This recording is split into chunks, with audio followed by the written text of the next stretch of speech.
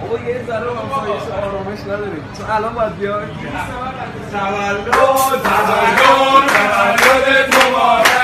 مبارک مبارک تولد مبارک بیا شب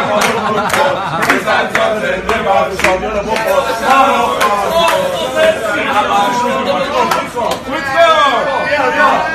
فوتکار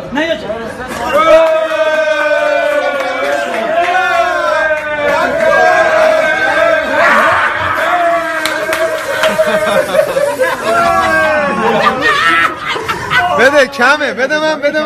بیا وایسا بده من فراد آقا نریز مراد فیلمش استوری میکنه تولدت مبارک